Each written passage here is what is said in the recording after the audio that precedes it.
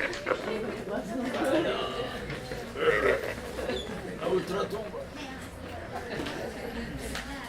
Tranquilos que ya volví. Bueno muchachos, entonces hoy nos corresponde ver dos temitas. Uno que lo tituló Alteraciones degenerativas y el otro Audición en la infancia.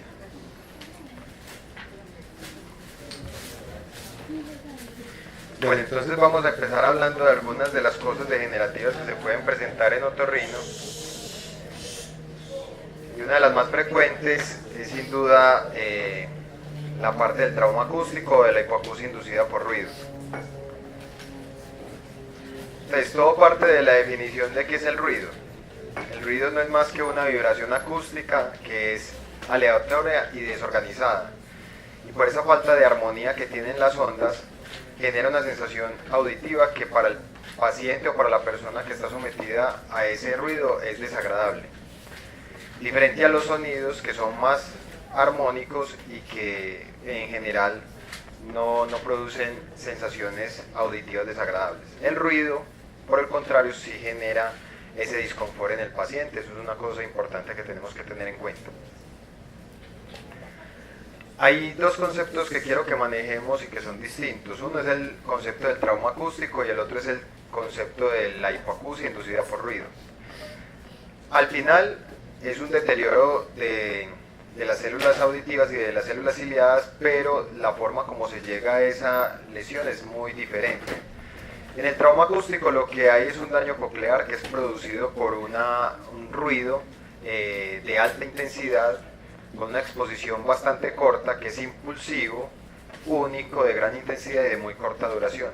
Entonces, cuando ustedes están hablando de un paciente que tiene un trauma acústico, es el paciente o que estuvo expuesto a una explosión, o que tuvo un contacto con un ruido, con un disparo, o con una exposición a unos decibeles altamente lesivos, por ejemplo, a la turbina de un avión. Si uno de estos muchachos que trabaja en los aeropuertos no usa su protección auditiva y se pone detrás de un jet o de un 747 y ese prende las turbinas, seguramente eso le generará inmediatamente un trauma acústico. La característica del trauma acústico es esa, que es un daño coclear que es producido accidentalmente por la sobreestimulación acústica de un ruido que es único, impulsivo, de gran intensidad y de corta duración. Cuando mencionamos hipoacusia inducida por ruido, nos estamos refiriendo básicamente a una pérdida auditiva, al igual que en el caso anterior, pero a diferencia del anterior, en esta se produce por la exposición continua y repetida a unos decibeles dañinos para la cóclea. Entonces aquí el periodo de exposición es mucho más grande que en el trauma acústico y hay una disminución auditiva que puede ser de uno o de ambos oídos. En general, las hipoacusias inducidas por ruido producen una pérdida auditiva que es bilateral y simétrica, a no ser que el paciente tenga algunas características importantes que hagan sospechar que uno de los oídos es el comprometido. Es decir, algunas veces nos encontramos en la clínica con pacientes que manifiestan que toda la vida estuvieron expuestos a un ruido de una máquina, que toda la vida estuvo al lado derecho de su posición, entonces probablemente tenga una mayor pérdida en el lado derecho. En los conductores a veces se presenta una mayor pérdida auditiva en el oído izquierdo, que es el que va hacia la ventanilla. Pero hay conductores que paradójicamente lo pueden tener en el derecho, y cuando uno ahonda en la historia resulta que es un conductor que hace mucho tiempo manejó, no sé, un tractor o un camión de estos viejos que tenían el motor justo en la cabina, es decir, tenían el motor al lado derecho, entonces pueden tener un poco más de daño en el lado derecho. Pero por lo general, las hipoacusias inducidas por ruido son bilaterales y simétricas. Entonces, hay una serie de factores que son determinantes para la pérdida auditiva o para el daño coclear. Una de las características propias del ruido. Es claro que las frecuencias agudas son más lesivas para la cóclea que las frecuencias graves. Es decir, frecuencias de alto valor en su numeración, es decir, entre 2000 y 3000 ciclos por segundo, son mucho más lesivas que aquellas que son graves. La duración es una cosa proporcional, a más duración, a más tiempo de exposición al ruido, pues mayor va a ser el grado de lesión o de daño. Y la intensidad es otra cosa que es bien importante cuando estamos hablando específicamente del ruido. Y es decir, se habla que a partir de los 90 decibeles, ruidos que tienen una intensidad de 90 decibeles, como ese estornudo que más o menos estuvo alrededor de unos 85, 88, ya son lesivos para la cóclea. Se dice que menor de 115, me acordé del video de la clase pasada de rinitis. Bueno, menores de 115 decibeles, el riesgo, aunque ya puede haber lesión, el riesgo es realmente leve. Cuando es entre 115 y 130 decibeles se habla de un riesgo que es moderado. Entre 130 y 140 ya estamos hablando de un riesgo alto, y mayor de 140 la lesión es segura. Ustedes me dirán, doctor, pero entonces, ¿qué es 115 decibeles? ¿O a qué se asemeja en la naturaleza o en el ambiente una exposición a más de 140 decibeles? Entonces, para eso sirve mirar algo que se han denominado como los termómetros auditivos o los termómetros del ruido. Venga, yo cambio esta forma de presentación de una vez, porque si no, entonces ahorita con los videos va a presentar problemas. Entonces miren, aquí tenemos una pequeña gráfica donde más o menos nos podemos hacer una idea a qué equivale los diferentes decibeles que estábamos mencionando. Les mencionaba que a partir de los 90 decibeles, o sea, más o menos por este nivel, ya empiezan a ser lesivos para la cóclea. Entonces miren que el ruido del metro está alrededor de 90 decibeles. Ahora no me van a decir que no van a volver a la universidad porque su único medio de transporte es el metro. Porque ya acabamos de mencionar que el trauma acústico o la hipoacusia inducida por ruido depende mucho del tiempo de exposición. Entonces si usted no es el que está expuesto todo el tiempo al metro, usted no es el conductor que todo el día está expuesto a esos decibeles, probablemente no tenga tanta probabilidad de daño como aquellos que sí lo están. Por eso ustedes ven que en el metro la mayoría de los usuarios manejan protección auditiva. Entonces miren que este es el límite más o menos de los 90 decibeles, el metro, las motocicletas, pero cosas tan mínimas como la respiración son aproximadamente 10 decibeles. Hay algunos que respiran muy duro, pues algunos dirán, no, pero es que mi papá tiene una respiración de 90 decibeles. Y eso depende pues como de su grado de obstrucción nasal, pero en general una respiración normal es más o menos 10 decibeles. Lo que ustedes hacen la mayoría en los exámenes, que parece muy imperceptible, pero se logra notar, yo lo escucho a veces, susurro, son 30 decibeles. Ese susurro que uno va escuchando en el parcial, en un ambiente completamente silencioso, como es este salón, entonces yo ahí más o menos estoy evaluando 30 decibeles. La lluvia, obviamente no es el torrencial que cayó en estos días, pueden ser 40 decibeles, un refrigerador, dependiendo. Ustedes también dirán, no, pero es que el refrigerador de mi abuelita es una cosa súper vieja y eso hace mucha bulla, pero en general son 20 decibeles. Un aire acondicionado 50, una conversación normal pueden ser 60 decibeles, pero vámonos a lo más severo como son. 150 decibeles, un avión despegando, un avión pues a propulsión a chorro. Los autos de Fórmula 1 por ahí 130 decibeles, un disparo 170 decibeles, y para los que van mucho a Cabo Cañaveral a ver una nave espacial despegando son por ahí unos 180 decibeles. Dejen esa mala costumbre de estar yendo de acá 8 días. Entonces más o menos esta es como digamos, la relación que uno puede sacar de los decibeles con las diferentes cosas que uno puede encontrar en el ámbito cotidiano. Miren, los audífonos o los iPod pueden alcanzar 120 decibeles. A mí siempre los pacientes, y sobre todo cuando son de edad, me preguntan, ¿y si van con un adolescente? Sí que es cierto. ¿Cierto que esos audífonos son malos, doctor? ¿Cierto que sí? Y yo le digo, no, los audífonos no son para nada malos. ¿Cómo así, doctor? Si estos médicos de ahora, yo, no, entiéndame, no son los audífonos, es el volumen. Si ella tiene los audífonos, si su nieta tiene los audífonos colocados en el oído y los tiene a unos 30, 40 decibeles, no tiene ningún problema. El problema es el paciente o la persona que tiene esos mismos audífonos, pero la intensidad del volumen que tiene es tanto que usted desde afuera es capaz de escuchar claramente lo que el paciente está escuchando en ese momento en sus oídos. Entonces, usted se imaginará que tiene por ahí 120, 130 decibeles en su oído. Esta gráfica me gusta un poco, pues porque es muy ilustrativa y porque nos va mostrando cada rango de decibeles, qué sintomatología o qué cosas clínicas puede generar en el paciente. Entonces, si ustedes ven, en este rango, por hasta los 60, 60 decibeles por debajo, puede ser un ruido confortable, ruido no peligroso por debajo de 80, porque ya sabíamos que por encima de 90 es donde hay que empezar a poner cuidado. Si ya hay unos rangos entre 90 y 100 decibeles, se hace necesaria la protección auditiva, como les digo, si la exposición va a ser muy prolongada. Aquí ya hay una grave irritación del oído cuando estamos entre 110 y 150. En 150 el paciente podría manifestar un dolor inmediato y mayor de 180 casi que el daño sería inmediato. Vuelvo y les repito, aquellos que practican tiro o que van mucho a ver despegar naves espaciales, tengan mucho cuidado porque el daño auditivo puede ser inmediato. Esto es muy similar a lo que acabamos de ver. Están como un termómetro mostrando 30 decibeles para el susurro, 85 decibeles. Esta tiene una característica particular que a mí me gusta mucho, y es que dice más o menos cuántas son las horas que uno podría estar expuesto para generar un daño.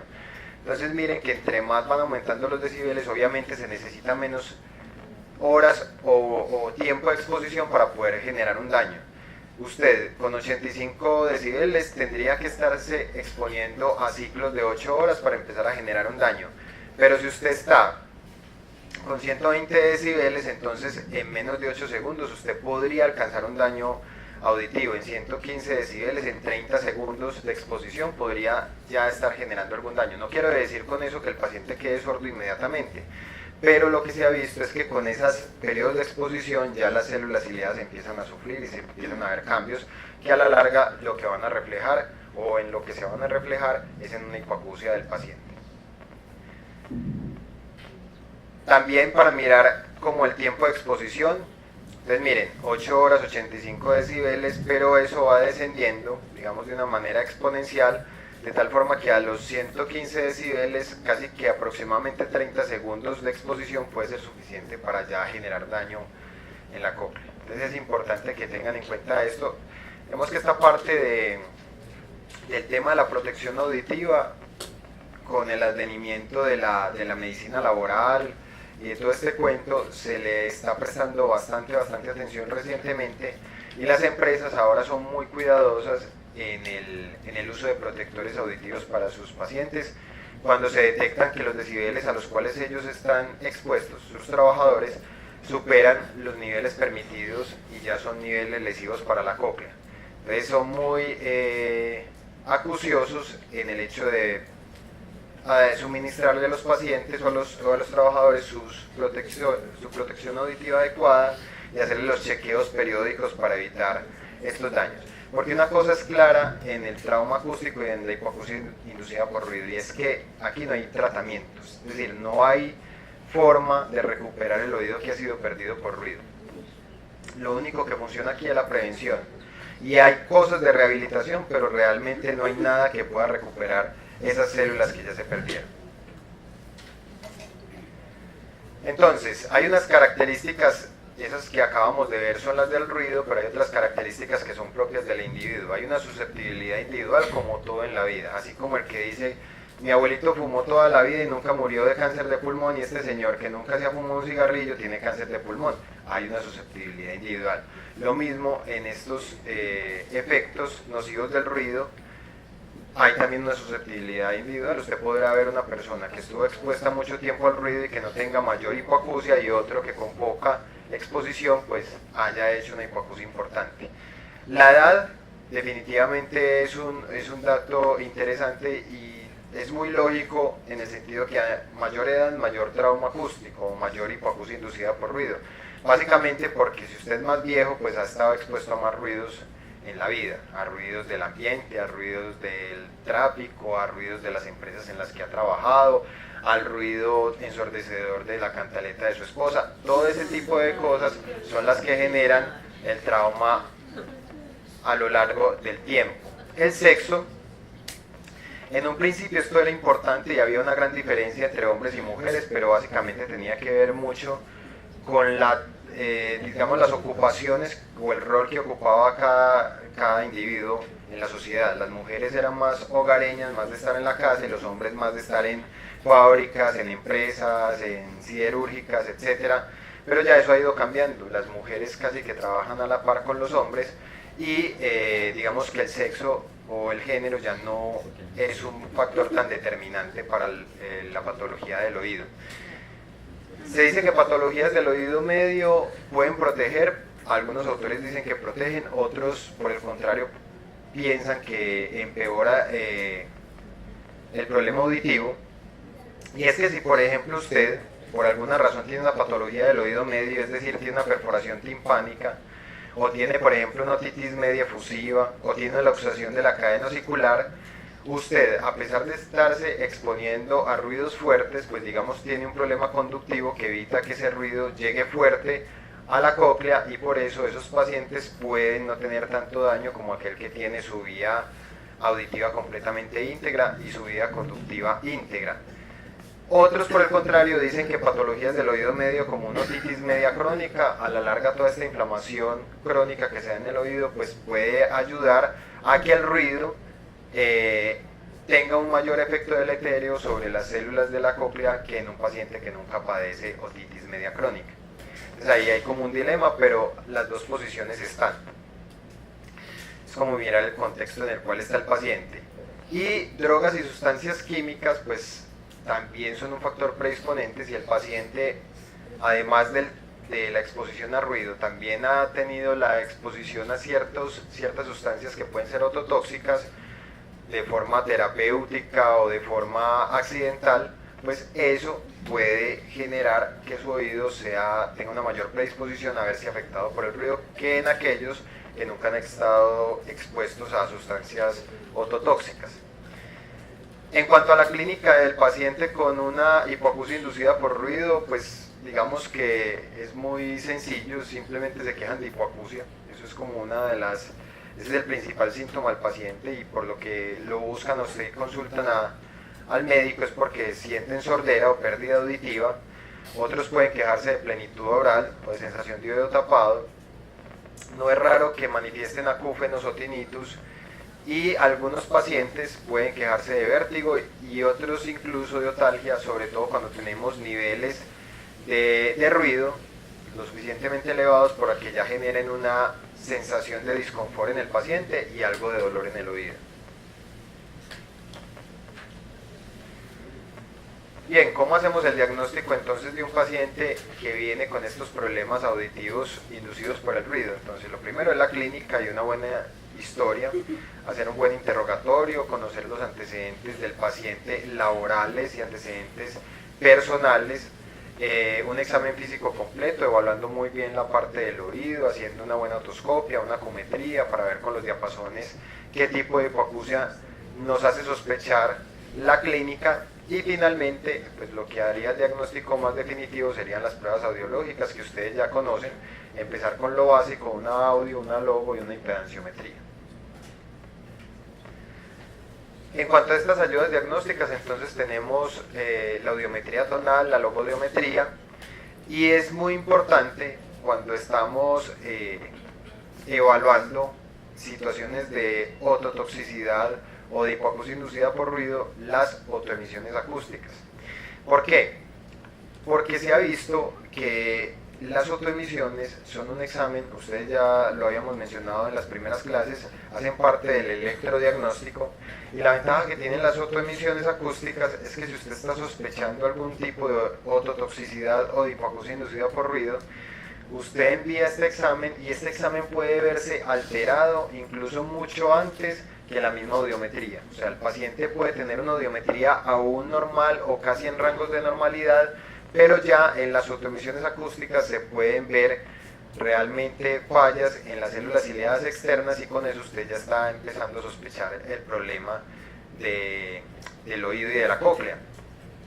Recuerden siempre la logodiometría, la importancia de correlacionar la audiometría con la logodiometría. Es importante conocer el porcentaje de discriminación de los pacientes, sobre todo pensando en una futura rehabilitación con audífono o con cualquier sistema de estos que tenemos para rehabilitar a los pacientes. ¿Qué tenemos con la audiometría tonal? Ya sabíamos desde las primeras clases, es un examen subjetivo. Hay que tener mucha precaución con los simuladores por la ganancia secundaria y sobre todo en este tema en específico de trauma acústico y de hipoacusia inducida por ruido es donde más se pueden presentar pacientes simuladores, porque la mayoría de estos pacientes vienen en un proceso de una posible pensión o indemnización. Entonces digamos que ahí es donde se presta para que los pacientes manipulen los exámenes y puedan querer aparentar estar más sordos de lo que realmente están, tratando de sacar alguna ganancia secundaria. Pues ahí van a ser ustedes muy cuidadosos, pero ustedes digamos que son más inteligentes que los simuladores y tienen los recursos necesarios para poder detectar cuando un paciente es simulador. Pues primero, historias clínicas que no cuadran mucho, pacientes que son muy incisivos desde el principio, es que yo perdí el oído por la empresa, es que yo antes estaba bien, esto, aquello, o hay unos que simplemente le dicen a uno, doctor, es que me están faltando como 3 puntos para pensionarme, vengo a ver si usted me los da con el oído. Yo no doy puntos, venga, espere a ver, hagamos unos exámenes, y sean muy cuidadosos al momento de decir o de poner en una historia clínica que el paciente tiene una pérdida auditiva por su trabajo. No somos médicos laborales, ni yo lo puedo hacer, ni yo lo quiero hacer, no estoy capacitado para eso. No se enchicharronen con ese tipo de cosas, porque llega un paciente con una historia suya donde usted casualmente puso paciente que trabajó en, no sé, Tejicóndor, en telares, expuesto a ruido, ahora con hipoacusia inducida por ruido debido a su empresa, no usó protección, esto, aquello, eso puede ser suficiente. Si usted ve que el paciente lo que quiere es algo, usted simplemente lo remite a un médico laboral, le dice, vea, yo le mando los exámenes, determiné que usted tiene una hipoacusia neurosensorial del oído tal, en tal grado de severidad, tiene una buena discriminación, se correlacionan los exámenes de audiometría con la logodiometría. Si usted necesita una calificación laboral o algo así, venga con mucho gusto, lo remitimos al médico laboral o busque el médico laboral de su empresa para que él lo califique. Pero traten de no poner ese tipo de comentarios en las historias clínicas porque a veces generan bastante inconvenientes. Por lo general, como les estaba mencionando, uno encuentra hipoacusias bilaterales y simétricas. ¿Por qué? Porque el oído viaja por el ambiente, entonces, salvo esas condiciones donde yo les dije que uno empieza a ver como unas hipoacusias asimétricas y empieza a ahondar por qué el paciente la tiene, es que resulta que es el conductor que tenía el motor a este lado derecho, o el que trabajó toda la vida en una fábrica donde estaba sentado acá y al lado era donde estaba la máquina que hacía ruido, pues uno puede pensar, bueno, ahí está la asimetría. Pero, ojo, siempre cuando ustedes vean hipoacusias asimétricas tengan precaución. Recuerden que la mayoría de los pacientes pierden el oído de forma bilateral y simétrica. Si está asimétrica y no hay una clara consecuencia, una clara causa en lo que ustedes pueden indagar en el interrogatorio, por favor no dejen de pensar en una patología retrococlear, es decir, algo que en la vía auditiva desde la salida de la cóclea hasta el tallo cerebral esté generando alteraciones en el nervio auditivo. Lo más frecuente que uno podría encontrar sería un tumor, en este caso un neurinoma del acústico. Entonces por eso yo les mencionaba al principio que cuando uno tiene esas pérdidas asimétricas, y lo hemos visto en algunos pacientes en el consultorio, lo mejor es uno mandar un veratopodiagnóstico. Acuérdense que el veratopodiagnóstico lo que permite es evaluar cómo esa vía auditiva desde la cóclea hasta el tallo cerebral, y con eso uno más o menos se queda tranquilo si el problema es coclear o si es retrococlear. Entonces nos invita a hacer estudios de imagen para poder descartar que el paciente no tenga un neurinoma. Normalmente lo que uno encuentra en las audiometrías de los pacientes con hipoacusia inducida por ruido es que hay una pérdida a partir de 4000 Hz, pudiéndose ampliar entre los 3000 y los 6000. Entonces es una pérdida básicamente como para los agudos. Esto sería como la curva audiométrica o la caída audiométrica que uno podría ver en los pacientes con hipoacusia inducida por ruido. Hay una clasificación que es esta, que se llama la clasificación de Azoy y Maduro, que no se la tienen que aprender, pero que básicamente muestra la progresión de la hipoacusia inducida por ruido o del trauma acústico, donde ustedes ven que aquí estamos en 4000 y en la fase 1 o fase que se llama de instalación de un déficit permanente hay una caída puntual ahí en 4000. Hay una caída en 4000. Se dice que esta fase 1 es de las únicas fases donde si el paciente deja de exponerse al ruido podría volver a recuperar audición. Pero es una fase muy inicial. La mayoría de los pacientes ya están en fase 2, 3 o 4. En la fase 2, ahí encontramos la fase que se llama de latencia, donde ya no solamente hay pérdida en 4000, ya hay más profundidad en la pérdida, ya está por los 60 decibeles, sino que ya la pérdida empieza a ampliarse a las frecuencias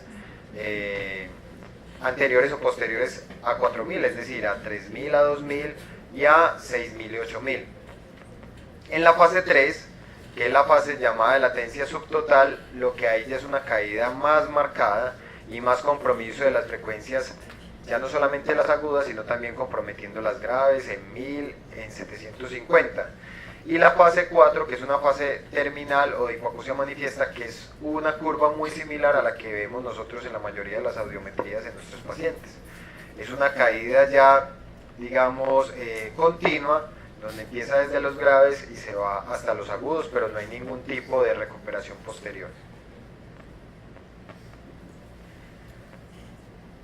Les mencionaba la importancia de las otomisiones acústicas. Básicamente por esto recuerden que se pueden presentar ausencia de otomisiones acústicas en el área afectada, que incluso estas pueden estar alteradas antes que la misma audiometría. Entonces, pacientes en los que usted está sospechando una hipoacusia inducida por ruido y la audiometría está relativamente normal, pero usted tiene una alta sospecha clínica porque conoce la exposición de decibeles, porque no ha habido una buena protección contra el ruido durante mucho tiempo, usted podría evaluar unas otoemisiones acústicas y con eso se daría cuenta en las frecuencias o en el área que específicamente están ausentes, y usted determinaría así cuál es el área afectada. Tiene una sensibilidad y especificidad buena, y recuerden que las otoemisiones acústicas evalúan células ciliadas externas, y si evalúan células ciliadas externas no evalúan otra cosa que la misma cóclea. Para evaluar nervio auditivo y vía auditiva, para eso tenemos los potenciales evocados auditivos o los VERA. Aquí tenemos el ejemplo de las otoemisiones acústicas, también lo vimos al principio en la segunda clase cuando hablamos de estudios audiológicos. Recuerden que tienen, digamos, para que las otoemisiones pasen, tienen que haber 3 de estos puntos que cumplan unos criterios que ya mencionábamos, que las emisiones estén por encima de -10 y que el ruido y las emisiones se separen más de 6 decibeles. En este caso está por encima de -10 pero no se separan 6 decibeles, están por encima de -10 no se separan, este está por debajo de -10 y no se separa, entonces no cumple, ninguna de estas cumple. Y acá tampoco. Los que pasan por encima de -10, que sería este, no cumple con el otro criterio que es separarse 6 decibeles. Entonces, en ese orden de ideas, este paciente tiene un daño en las células ciliadas para todas las frecuencias. Tranquilamente este paciente puede tener la caída auditiva o la pérdida auditiva propia de una fase 4 de la clasificación de Azoy y Maduro.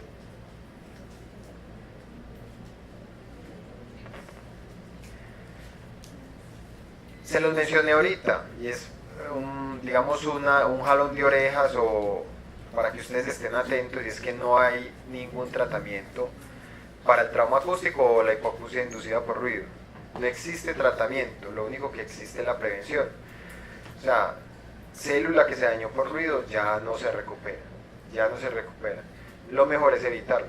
Entonces, ahí está el cuento pues con toda esta parte de medicina laboral y la protección que se está fomentando en los trabajadores últimamente, aquellos que están expuestos a decibeles lesivos para la cóclea, pero también es una invitación para ustedes y las generaciones que ustedes van a atender con los ruidos recreacionales. Es decir, aparte de la cantaleta de la abuelita, no hay nada que frene a un adolescente a ponerse los audífonos a alto volumen. O sea, no es como las empresas que te dicen, tienes que ponerte estos protectores auriculares y si no, entonces te despedimos o te sancionamos o simplemente no trabajas acá. En el caso de los adolescentes, la única que pone ese límite es la abuelita, que parece muy cansona, y los adolescentes pues digamos reniegan de las abuelas, pero ellas tienen razón, no tan en niveles tan exagerados como ellas lo plantean, pero sí es importante que empecemos a educar a los pacientes con una mejor protección contra el ruido. El ruido recreativo, discotecas, conciertos y ese tipo de cosas que a la larga harán que muchos de ustedes en un futuro puedan ser los sordos del futuro. No porque trabajaron en empresas con ruido, sino porque se expusieron mucho a ruidos de tipo recreacional. ¿Qué tenemos entonces para rehabilitar a un paciente con una hipoacusia por ruido? Pregunta. Tengo una pregunta. Sí. El daño auditivo no solamente puede ser por vibraciones, sino que puede ser por cambios de presión, por ejemplo los pilotos de avión, los que nadan, Es decir, cuando estamos hablando específicamente de daño auditivo, el daño es o por vibraciones o por ruido como tal. Recuerde que la cóclea oye por dos vías, por la vía ósea y la vía aérea. Ya cuando uno tiene barotraumas, en los pilotos, en los buzos, ese es otro tipo de daño, pero es daño del oído más que de la audición como tal. Pueden haber perforaciones timpánicas, pueden haber otro tipo de daños, o si hay un barotrauma, es decir, algo que no genere ruido, pero que sí genere una presión importante y haga que la membrana timpánica se mueva con mucha intensidad, eso a la larga puede hacer que los líquidos internos del oído se muevan con fuerza y puede generar un trauma acústico, sin que haya sido un ruido. Pero lo más frecuente es que sea por verdadero ruido o por vibraciones intensas. Yo preguntar, profe, entonces depende de qué tan fuerte sea ese reflejo estapedial que se produjo aquí. Recuerden que el reflejo estapedial tiene un umbral para desencadenarse de 70 a 90 decibeles por encima del umbral de la frecuencia que se está evaluando. Entonces, si usted tiene una audición normal, es decir, donde todas sus frecuencias están en 10 o por encima de 10 decibeles, todos con cada una de esas frecuencias, su reflejo estapedial se estaría desencadenando entre 80 y 100 decibeles. Si usted tiene la audición parejita y normal. Entonces, si usted se expone a un ruido de 3000 Hz y su audición en 3000 Hz es 10 decibeles, entonces su reflejo estapedial se desencadenará 70 a 90 por encima, o sea 80 a 100 decibeles por encima de ese umbral de 3000 Hz. Entonces, digamos que el reflejo está ahí presente y él siempre va a estar funcionando. Lo que pasa es que hay a veces decibeles tan altos que ya superan la bondad que tiene el reflejo de evitar el trauma acústico y simplemente lo sobrepasan. Él sí se desencadena, el músculo sí se contrae, pero no, en ocasiones no es lo suficientemente fuerte el reflejo para proteger el oído y se presenta como tal el trauma. En cuanto a la rehabilitación, que es lo que tenemos para ofrecerle a estos pacientes, no curativo, pero sí para ayudarle en su calidad de vida, entonces tenemos los audífonos y los implantes cocleares. Entonces en audífonos hay muchos, hay de diferentes marcas, de diferentes formas, tamaños y colores, y el implante coclear es un recurso que cada vez se está utilizando con más frecuencia, cada vez ha evolucionado en su tecnología y cada vez los pacientes se benefician más de este tipo de cirugía. Ya les voy a explicar un poquito en qué consiste.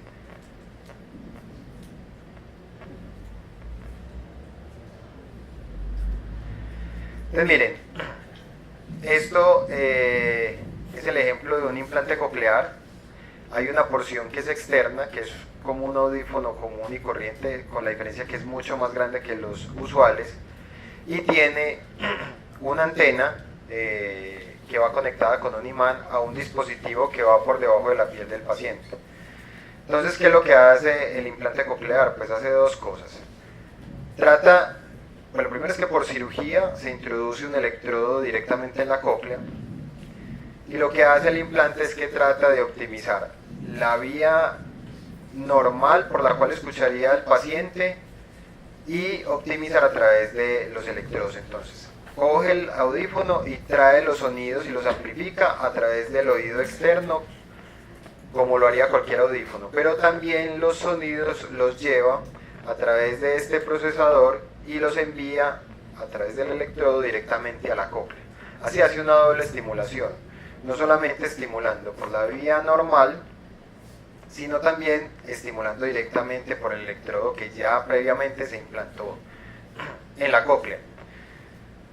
Los implantes cocleares son dispositivos costosos, las EPS los cubren.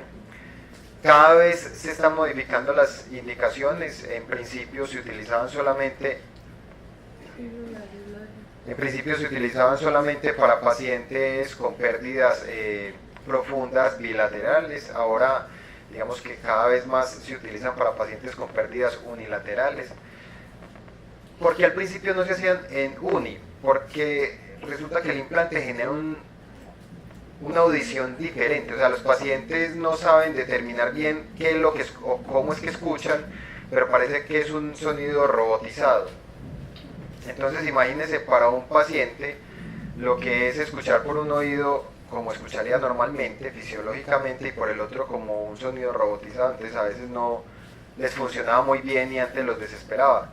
Pero como les digo, cada vez el implante y la tecnología está evolucionando a tal forma que han llegado a unas sensaciones auditivas muy reales y muy fidedignas, con lo que normalmente un paciente escucharía desde el punto de vista fisiológico. Entonces cada vez se pueden utilizar y son mejor tolerados en pacientes con pérdidas unilaterales. Profe, esos pacientes que utilizan audífonos son capaces de discriminar los sonidos, ellos escuchan toda la... Audífonos pero recetados. Es decir, la idea de los audífonos recetados es precisamente eso, porque cuando vos tenés un paciente con una pérdida auditiva, por lo general no tenés pérdida en todas las frecuencias. Por lo general los graves están bien y los agudos están caídos. Entonces lo que hacen los audífonos cuando son formulados y recetados es que logran optimizar las frecuencias que el paciente necesita. Un error frecuente de mucha gente es tratar de adquieren estos audífonos que venden en TV Ventas, TV Ganga o no sé qué cosas, que no son más que un aparatico que lo que hace es poner como volumen a todas las frecuencias. Y eso no está bien, porque si usted tiene un paciente que tiene muy bien las frecuencias graves y que su única caída es a partir de 2000, si usted le pone un audífono que le aumente el volumen a todas las frecuencias, pues probablemente en las agudas que están malas va a sentir que le funciona, pero en las graves, que son tan buenas, va a sentir un sonido ensordecedor, o sea, le va a molestar, porque esas frecuencias están buenas y no necesitaban amplificación. Entonces lo que hacen los audífonos recetados es eso, es simplemente amplificar las frecuencias que necesitan amplificación y dejar quietas las que están buenas. Por eso es importante siempre que los pacientes tengan ese tipo de audífonos, sino unos audífonos estándar, que estándar no, o pasa muchas veces. Yo pacientes viejitos que llegan a la consulta, ¿y usted qué usa audífonos? ¿Desde cuándo? Ah, no, estos quedaron de mi hermano que murió hace 2 años y yo me lo estoy colocando, pero eso como que no me funciona. Pues claro, es que la pérdida que tenía el hermano cuando falleció no es la misma pérdida probablemente que tenga el viejito en este momento. Dentro de las cosas que hay para la protección es la reducción del ruido ambiente. Eso es una cosa muy importante. Protectores auditivos, que ya vamos a ver cuáles hay en el mercado. Todo ello buscando disminuir al máximo el trauma acústico. Entonces, reducción del ruido ambiente. Cambio de posición, o sea, esto le corresponde muchas veces es al médico laboral y a la parte de medicina laboral de las empresas. Si el paciente tiene una hipoacusia inducida por ruido, pues una de las cosas es cambiar la posición del trabajador. Si es esa la causa, si es que está, como les decía, expuesto a su lado izquierdo, tiene la máquina que hace el ruido ensordecedor. Cambios en el ambiente acústico. Entonces aquí es importante las estructuras atenuantes. ¿Qué son estructuras atenuantes? Hay ciertas paredes que tienen una característica en su construcción que permiten que se generen espacios sonoamortiguados. Es decir, aíslan completamente el ruido, o en una buena parte aíslan el ruido, y los pacientes o los trabajadores pueden tener un ambiente más libre de ruido y mucho más protegido. Y otra cosa que no se nos debe olvidar es la reducción del ambiente ruidoso, de la vibración. Por eso ustedes ven a estas personas que utilizan estos taladros hidráulicos en las calles, en el pavimento.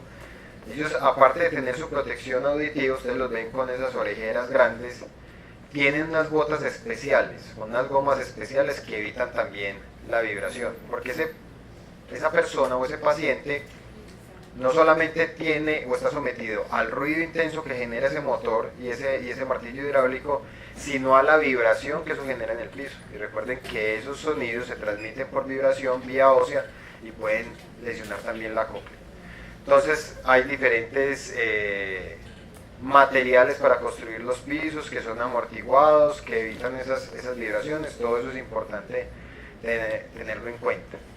En cuanto a los protectores auditivos, que es una de las cosas que más se viene utilizando, están de moda desde 1945 y hay dos tipos básicamente: aquellos que son intracanales, que hay de diferentes tipos, unos que son unas espumitas que se amoldan, otras que son como unas especies de capuchitas, una más grande que la otra, y también generan cierto ruido, cierto grado de aislamiento, pero definitivamente las que más funcionan son aquellas que los pacientes o los trabajadores les mandan a hacer a medida. Aquellos protectores auditivos que son hechos a la medida del conducto y el pabellón auricular del paciente, esos son los que más aislamiento del ruido generan y los que más protegen. Los de pabellón auricular, entonces, son las orejeras, los auriculares grandes que ustedes también han visto en obras de construcción. Esos también son muy importantes. Miren, aquí hay una, digamos, como para mirar qué tanto reduce el ruido uno u otro. Cuando usted tiene los que son de colocar, es decir, estos intracanales, usted puede tener una reducción más o menos del ruido entre 20 y 30 decibeles. Cuando tiene estas orejeras, usted puede tener una reducción entre 15 y 30 decibeles. O sea, si utilizas uno solo, entre 20 y 30. Si utilizas la orejera sola, entre 15 y 30. Eso depende del ruido al que esté sometido la persona. O sea, si lo único que hay que reducir es 15 decibeles porque está expuesto, no sé, a 100 decibeles y sabes que con 15 ya lo pones en 85, que ya no es lesivo, entonces pueden ser unas orejeras solamente. Cuando se usa la doble protección, es decir, intracanal y orejera, se logra una reducción entre 30 y 40 decibeles. Y estos ya estarían más indicados para aquellos pacientes que tienen unas exposiciones a ruidos superiores a los 115 decibeles. Entonces es importante que tengan en cuenta cuánto protege y cuánto reduce el ruido cada uno de estos implementos. Claro, hasta ahí la parte de hipoacusia inducida por ruido y trauma acústico. Profe, ¿Sí? esas señoras que trabajan en máquinas de textiles también necesitarían y muchas veces no lo utilizan. Hay muchas pacientes, muchas señoras, como dices tú, que trabajan en confecciones de barrio, una microempresa de barrio, donde simplemente llevan años trabajando ahí expuestas a esas máquinas de coser. Eso hace mucho ruido. Y muchas de mis pacientes les pregunta a uno, que llegan con un proceso de hipoacusia, les pregunta a uno en qué trabajan y terminan trabajando en eso. Cuando uno les pregunta, ¿y usas protección auditiva? No. Es que de hecho la microempresa es mía, ahí trabajo con mi hija, mi hijo. Entonces es gente que no tiene esta conciencia de protección contra el ruido y definitivamente a la larga empiezan a generar problemas auditivos. ¿Algo más? Otra de las cosas degenerativas que hay en el oído es la presbiacusia. Cuando hablamos de degenerativo son todas las presbis, y en otorrino está presbiacusia, presbivértigo, presbilaringe, presbifagia. Entonces específicamente vamos a hablar ahorita de la presbiacusia. No es más que la pérdida auditiva que está asociada con el paso de los años. Es la principal causa de hipoacusia en los ancianos y hay unos determinantes propios para esto, como es la degeneración propia que se produce con la edad. Daño inducido por ruido, obviamente porque los ancianos, como mencionamos ahorita, por la edad, la mayor edad, pues obviamente los hace susceptibles o los ha hecho más expuestos a ruidos lesivos que aquellos que son más jóvenes. Enfermedades del oído, también son pacientes que pueden haber tenido a lo largo de su vida otitis media crónica. Ya mencionábamos ahorita que hay algunos autores que hablan que la otitis media crónica antes es un factor que predispone para la pérdida auditiva, y simplemente predisposición genética o lo que llamábamos ahora una susceptibilidad individual. Viejitos que terminan rápidamente con audífonos y otros que van a la tumba y nunca necesitaron unos audífonos, escuchaban hasta lo que no les conviene. Esto es lo que puede pasar en una cóclea cuando ha sido lesionada por el paso de los años o por una presbiacusia. Entonces hay una pérdida de la arquitectura normal que uno puede ver en las células ciliadas. Se pierde esa arquitectura, se pierden células ciliadas, y eso es lo que se detecta finalmente en las autoemisiones acústicas, zonas de la cóclea que han perdido células ciliadas externas y que se pierden las autoemisiones. Esto es, digamos, la audiometría típica de un paciente con una presbiacusia. Ustedes ven aquí una hipoacusia ¿de qué tipo? Escuché mixta por acá. ¿Quién dijo mixta? No. Tal vez fue mi gap el que me hizo escuchar mixta. Entonces, neurosensorial. No hay gap, caen las dos curvas juntas. Y este paciente, por ejemplo, es muy buen candidato para audífonos. ¿Por qué lo sabe usted? Por la discriminación. Vea, el viejito discrimina el 100% a 70 decibeles. ¿Qué quiere decir eso? Usted lo único que necesita con este paciente es ponerle un audífono que le logre enviar sonidos a una intensidad de 70 decibeles para que su discriminación sea la adecuada. Y obviamente lo que hay que tener precaución es, digamos, enfatizar más en las frecuencias agudas cuando programan el equipo, enfatizar que ese equipo esté más dándole ganancia en las frecuencias agudas que en las graves, porque en las graves todavía conserva buena audición. O sea, es adaptarle un equipo propio para que esta curva deje de ser así y pase más bien a ser una curva plana, a subir de una forma plana. Entonces, en los viejitos, al igual que en la hipoacusia inducida por ruido, tenemos como rehabilitación los audífonos. Ellos son los principales usuarios de este tipo de dispositivos. Presbivértigo.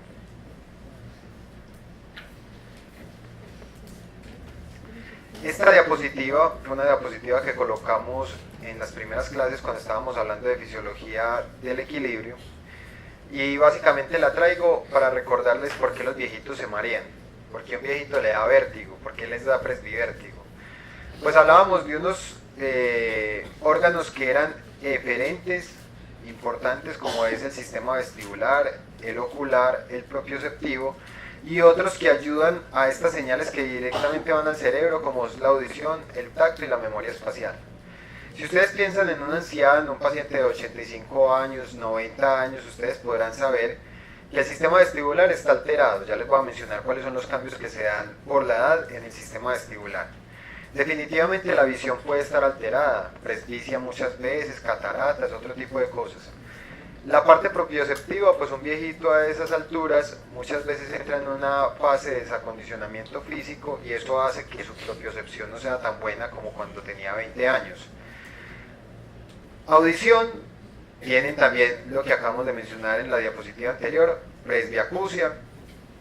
Tacto, la sensibilidad está muy perdida con la edad, algunos de ellos tienen una polineuropatía diabética, eso les disminuye también la sensibilidad. Y memoria espacial, no se acuerdan del nombre de la esposa, mucho menos de lo que hay en la casa. Entonces, digamos que por todas estas cosas, los viejitos tienen todo el derecho a tener vértigo y a tener problemas del equilibrio. ¿Cuál es el problema con el presbivértigo? ¿Cuál es el problema con que un viejito esté mareado? Definitivamente el problema son las caídas. Entonces recuerden, miren, hasta el 18% de las personas mayores de 65 años sufren una caída al año, pero más del 25% de las personas mayores de 75 años sufren una caída al año. Entonces miren cómo a medida que avanza la edad, la probabilidad de caer se aumenta aún más. Y ustedes saben que el principal riesgo de una caída en un anciano que ya viene con problemas óseos, osteopenia, osteoporosis, es que puedan generar una fractura de cadera.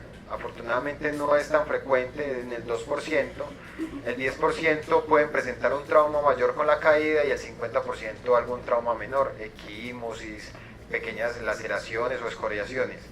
Pero recuerden que los pacientes ancianos, cuando terminan con fractura de cadera, es posible que tengan un mal desenlace posterior. De todas maneras, así nosotros sepamos lo que vimos en la diapositiva anterior, y es que los viejitos tienen todo el derecho a estar mareados. Usted le dirá, pues, se juela, señor. Si le contara, vea, usted el oído, la parte vestibular la debe tener alterada. Usted vea con gafas, operado de cataratas, dice que no ve bien, la memoria espacial, la audición, vea, anda con audífonos. No, aunque sabemos que todas esas cosas pueden variar a un viejito, nunca dejemos de pensar en otras cosas como los psicotrópicos, problemas de la presión arterial, algún tipo de disautonomía, problemas visuales que puedan corregirse. O sea, un viejito que tenga una pérdida visual, pero que se pueda corregir con algún tipo de ayuda, de lentes, pues lo pueden hacer. Y siempre fomentar en los pacientes ancianos el fortalecimiento musculoesquelético. Entonces, esos grupos de la tercera edad, esos grupos donde uno ve a los viejitos que salen a caminar, a hacer gimnasia, eso es bastante productivo para ellos y mejora toda esa parte de la propiocepción, del desacondicionamiento físico, la hipotrofia muscular, que a la larga les da una pérdida de la fuerza muscular y que los puede llevar a las caídas. Entonces, fomentar todo eso, ese tipo de conductas en los ancianos. ¿Qué pasa específicamente en el sistema vestibular? Entonces, hay una vacuolización del neuroepitelio de las ámpulas de los canales semicirculares. Entonces, eso que veíamos en las ámpulas, que hay unas células ciliadas con sus cilias, quinocilios y esterocilios, esas células empiezan a vacuolizar, es decir, empiezan como a dilatarse y muchas de ellas se rompen y se dañan. Entonces se va perdiendo ese neuroepitelio que hay en las ámpulas de los canales semicirculares. También hay un proceso de fragmentación de las otoconias. Entonces, si en un paciente adulto puede presentarse un desprendimiento inadvertido de las otoconias o de los otolitos y generar un vértigo posicional paroxístico benigno, en los ancianos esas otoconias se fragmentan aún más con el paso de los años y también hay unos cambios en los nervios vestibulares y en el cerebelo que definitivamente también van a llevar a que el paciente se pueda sentir más mareado y más desequilibrado. Entonces todas esas cosas hacen que los pacientes ancianos puedan marearse mucho más. ¿Cuál es el manejo que uno tiene que hacer en un paciente con un presbivértigo? Definitivamente la prevención de las caídas. Entonces no está por demás, muchachos, ustedes que son jóvenes, vitales, que tienen la visión casi que normal, la mayoría de ustedes, que tienen buena propiocepción y memoria espacial, aunque no memoria para los exámenes, no mentiras, no muy buena memoria espacial sí. Entonces no le pongamos trampas a los abuelitos, o sea, no lleguen ustedes a derrotar y tiran la maleta por ahí en la mitad del pasillo, que el viejito se levanta a las 3 de la mañana a orinar, resulta que el baño queda por el paso de su habitación donde usted dejó la maleta y el viejito se cae ahí, fractura de cadera. Entonces ustedes ven que cada vez más en las casas donde tienen ancianos se ven más barandas, rampas, superficies antideslizantes. En los baños sí que se ven estas barandas y superficies donde ellos se pueden sentar y bañarse, todo ello buscando la prevención de las caídas. Todo lo que pueda fortalecer los sistemas que están deficitarios es importante, todo lo que pueda fortalecer la visión, la parte muscular y la audición, definitivamente hay que hacerlo. Entonces no es simplemente decirle al viejito, usted está mareado por todas estas cosas, no, está mareado porque tiene hipoacusia, venga, miremos a ver si a usted se le pueden adaptar unos audífonos. Está muy ciego, venga, miremos con el oftalmólogo si se le pueden adaptar unas gafas. Está muy flacuchentico, muy debilucho muscularmente, venga, gimnasia, tercera edad, mirar a ver cómo eso se puede mejorar. Manejo específico del vértigo cuando lo hay, o sea, cuando usted puede detectar específicamente. Si usted sabe que en los viejitos puede haber una fragmentación de las otoconias y resulta que le hizo las pruebas y tiene un discal PAI positivo, pues entonces repóngale los otolitos, que probablemente con eso va a mejorar mucho al paciente.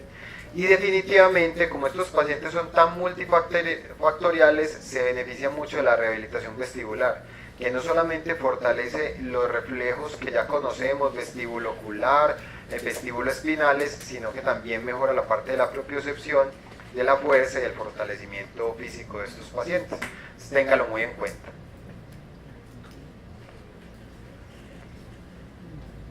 Muy bien, ¿alguna pregunta hasta ahí? Bueno, miremos la segunda parte de hoy. Tengo una pregunta. ¿Sí? Debido de pronto ese proceso crónico a los traumatismos que tienen los adultos mayores con el tiempo, ellos igual responden de igual manera a la reposición de los osteocitos. Pues manejo el vértigo, es decir, o sea, no es lo mismo reponerle con un adulto normal, un joven, un vértigo, pues me parece que no a un adulto mayor. Sí, digamos que hay que tener en cuenta lo que te decía, la fragmentación de los otolitos. Entonces, estos pacientes ancianos, uno los puede reponer, pero por esas características de los otolitos que son más fragmentados, fácilmente pueden recurrir otra vez. Pero definitivamente, al igual que en un paciente joven, ellos se pueden reponer.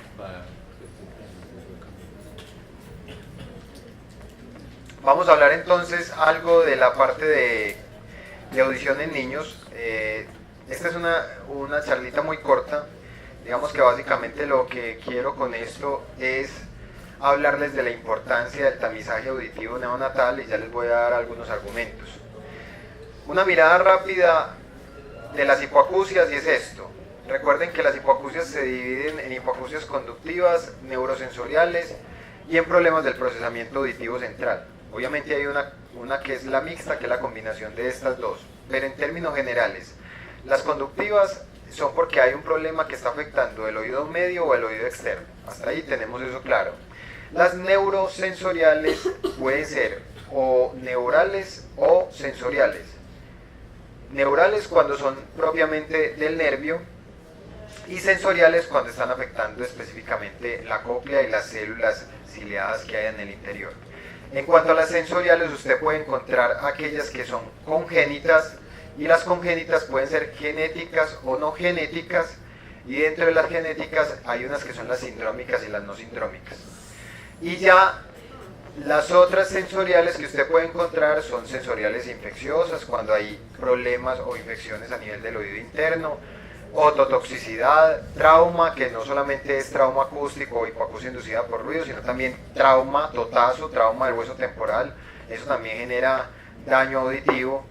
Algunas enfermedades neurológicas que afectan la cóclea, desórdenes óseos como la autoesclerosis y el Piaget, y enfermedades autoinmunes en general que atacan a las células internas del oído. Pero entonces, como estamos hablando, como vamos a mencionar audición en la infancia, nos vamos a ir por esta rama, por las hipoacusias que son sensoriales, que son congénitas y que pueden ser genéticas o no genéticas, y las genéticas sindrómicas o no sindrómicas. Ya les voy a explicar cada una de ellas para que lo entiendan. Hablemos de las congénitas, es decir, adquiridas desde el nacimiento, que a su vez son genéticas. De esas, un tercio son sindrómicas y 2/3 son no sindrómicas. ¿Qué quiere decir eso?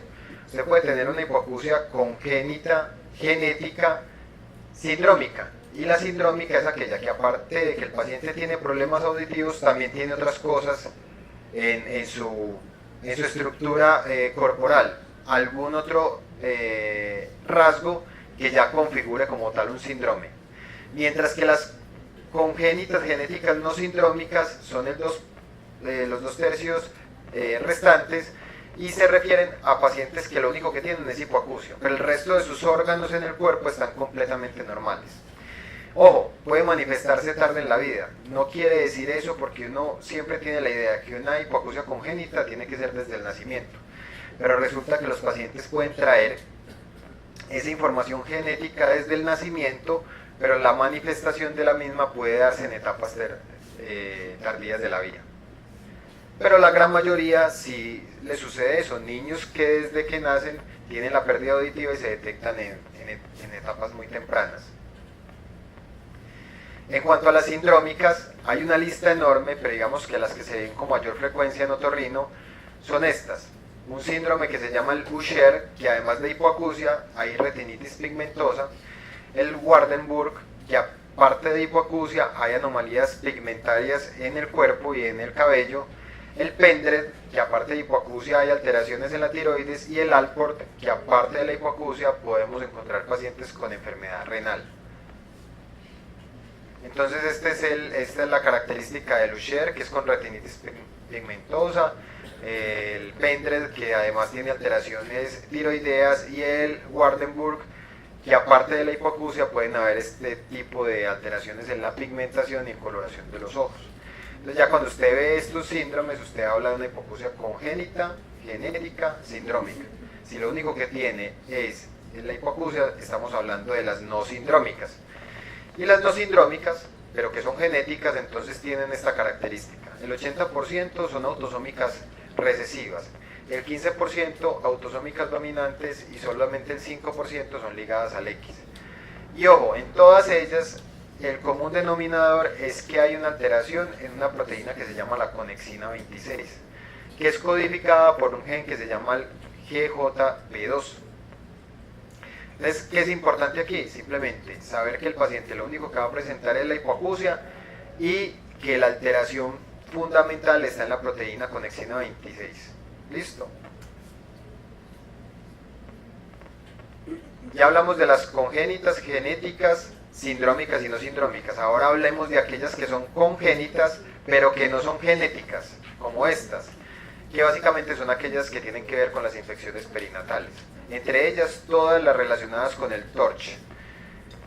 Y muy importante para causa de hipoacusia congénita es la infección por citomegalovirus, pero cualquiera de ellos podría generarlo. ¿Qué es lo que se ha visto? Cada vez más con la vacunación y la adecuada vacunación, este tipo de hipoacusia congénita, específicamente por citomegalovirus, es cada vez menos frecuente. Entonces, es poco probable que lo encontremos. Ahora bien, teniendo en cuenta esto y la probabilidad que tiene un paciente recién nacido de hacer una hipoacusia o tener alguna de estas hipoacusias congénitas genéticas, ya sea sindrómica, no sindrómica o simplemente no genética, hablamos de un procedimiento que se llama el tamizaje auditivo neonatal. ¿Cuál es la recomendación actual? Miren, solamente para ambientarlos un poquito con el tema, miren aquí algunos trastornos genéticos que se evalúan con relativa frecuencia y la incidencia por 100.000 nacimientos vivos.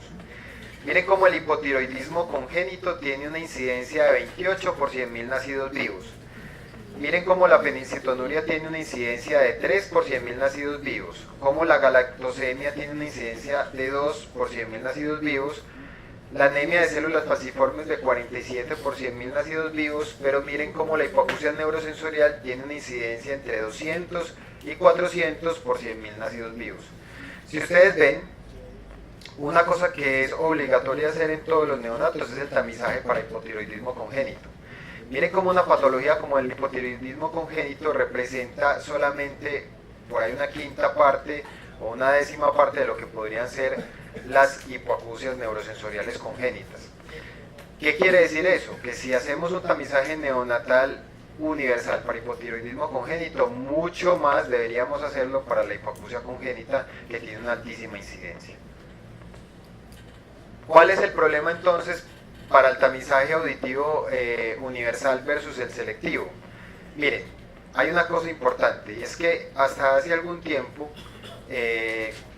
se hablaba de la importancia de hacer el tamizaje neonatal auditivo, pero se pensaba que solamente se le debía hacer a aquellos pacientes que tenían factores de riesgo, niños que habían tenido sufrimiento fetal, que tenían una estancia en UCI neonatal al nacimiento, pero se demostró que hasta el 40-50% de los pacientes están sin factores de riesgo. Cuando usted ve estos pacientes con hipoacusias neonatales congénitas, usted indaga por la historia y no tuvo problemas durante el embarazo, ninguna infección en el embarazo, el parto fue normal, el posparto normal, el niño se fue para su casa normal, pero terminó padeciendo una hipoacusia congénita. Entonces hasta el 40-50% no tiene ningún factor de riesgo. Eso lo que nos hace pensar es que es preferible hacer el tamizaje universal. ¿Cuál es el real inconveniente? Los costos. Miren, si normalmente, esto es en términos americanos, un tamizaje de hipotiroidismo congénito puede costar $3, un tamizaje auditivo neonatal puede costar aproximadamente $25. Entonces esa diferencia en precio es lo que muchas veces en países como los nuestros hace tan difícil que se llegue a estos tamizajes auditivos neonatales, pero la legislación es clara en Colombia y debe hacerse. La idea es que los niños con problemas auditivos congénitos deberían estar detectados al mes, o sea, que al mes de nacimiento ya se sepa que el niño tiene algún problema y que a los 3 meses ya tenga un diagnóstico certero, o sea, el tipo de hipoacusia, el grado de hipoacusia, el oído que tiene la hipoacusia. Y finalmente, que tengan por lo menos un inicio de su rehabilitación a los 6 meses. Recuerden, muchachos, que una de las grandes herramientas para la adquisición del lenguaje en los niños es la audición. Niño que no oye bien, no habla bien. Entonces, por eso, antes de los 6 meses o a los 6 meses ya tiene que tener un inicio de rehabilitación para que todas esas habilidades comunicativas del lenguaje las pueda adquirir adecuadamente. La ley en Colombia dice esto, una ley que es la 982 de 2005, dice en el artículo 42, todo niño recién nacido tiene derecho a que se estudie tempranamente su capacidad auditiva y se le brinde tratamiento en forma oportuna si lo necesitare. O sea, la ley es clara y dice que todo niño. Y en el artículo 43, en el siguiente, dice, será obligatoria la realización de los estudios que establezcan para tal efecto las normas emanadas por el Ministerio de Protección Social conforme al avance de la ciencia y la tecnología para la detección temprana de la hipoacusia a todo recién nacido antes del primer año de vida. Todo niño tiene derecho a tamizaje neonatal y todo niño tiene derecho a que se le hagan los estudios que la ciencia en ese momento considere óptimos para hacer el estudio de esa hipoacusia antes del primer año de vida, ojalá antes de los primeros 6 meses de vida, por lo que les mencionaba anteriormente, para que puedan tener una adquisición del lenguaje, porque si un niño llega al año y aún no está escuchando bien, fue mucho el trayecto que perdió para adquirir su lenguaje. Hay un tamizaje neonatal, yo no sé si ustedes rotan por neonatos, pero en salas de neonatos se ve mucho, es simplemente un tamizaje, es un equipo que se le coloca el auricular al neonato en su orejita y simplemente nos dice si pasa o no pasa, pero no está diciendo nada más, simplemente dice el tamizaje pasa o no pasa. Debería hacerse idealmente al alta hospitalaria, al momento de la alta hospitalaria o al 5.º día de nacido. ¿Por qué al alta? Porque hay niños que se pueden ir al 2.º día. Entonces, este es un primer acercamiento que se hace en todos los neonatos, o se debería hacer en todos los neonatos, y permite determinar cuáles pasan el tamizaje y cuáles no pasan. Cuando los pacientes no pasan, hay que hacer estudios más ampliados. Hay que mirar específicamente qué es lo que está pasando. Entonces ahí es donde entran a jugar un papel importante los VERA, pueden ser los umbrales o los estado estable, y las otoemisiones acústicas. VERA para saber si el problema es neural, o las otoemisiones para saber si el problema es sensorial, específicamente de la cóclea. Este es mi hijo, cuando estaba a punto de su tamizaje neonatal, lo tuvo sin ninguna duda, tuvo su tamizaje. Ya está más grande, ya tiene 2 años, los acabo de cumplir. Bueno, ¿alguna pregunta hasta ahí?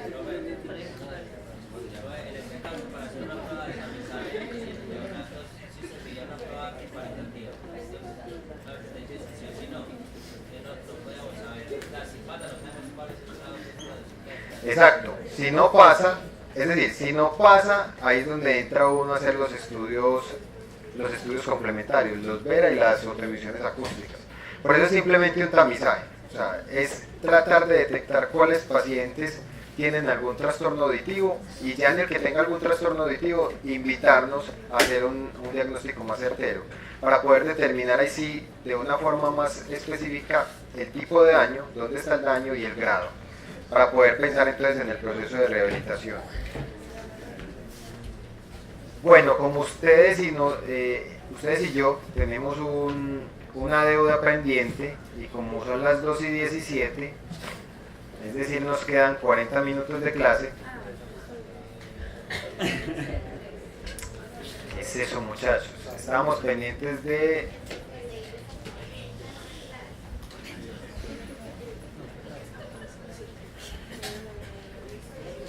¿Dónde es que está? Estamos pendientes de hablar de patología del oído externo.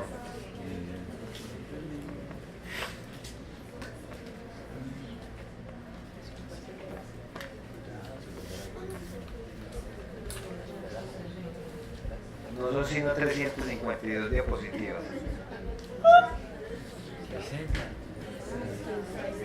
Lo que alcancemos a ver, pero nos vamos desatrasando.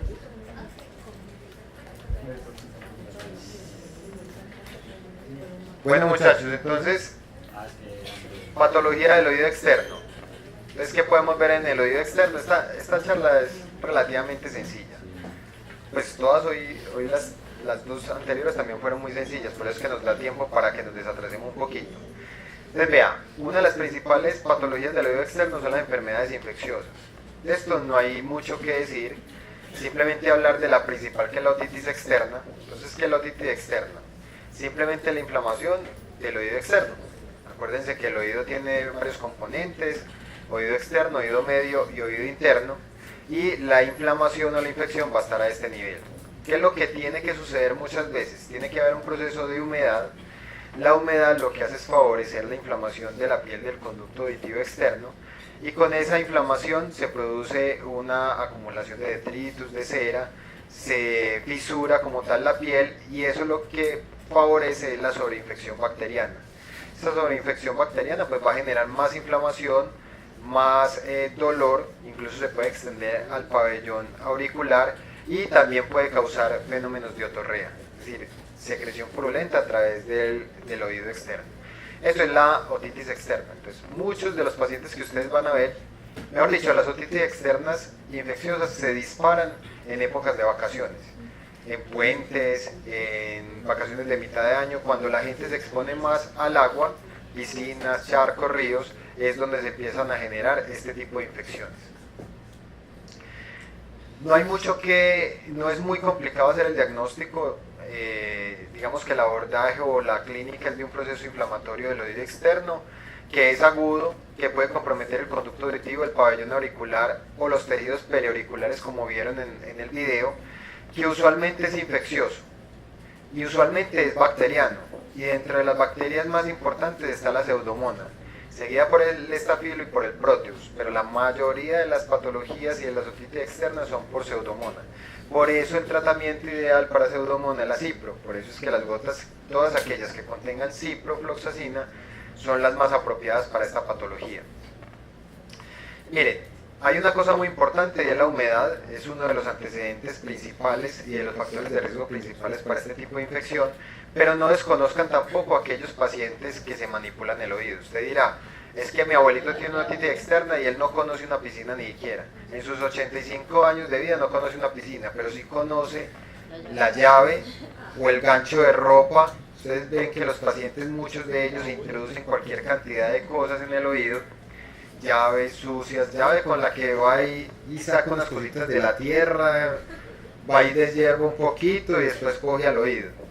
O las ganchos de ropa. Yo no sé, yo he visto que tornillos, destornilladores, pues, o sea, cualquier cantidad de cosas se pueden introducir en el oído. Entonces, si hay ese antecedente de manipulación, hay una posibilidad de que tengamos una otitis externa.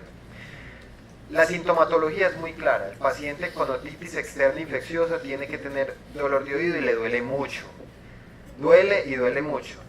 Duele como también duele una otitis media. Entonces, ¿cómo sabe uno cuándo es la una y cuándo es la otra? Pues si usted le hace una otoscopia, el diagnóstico es claro.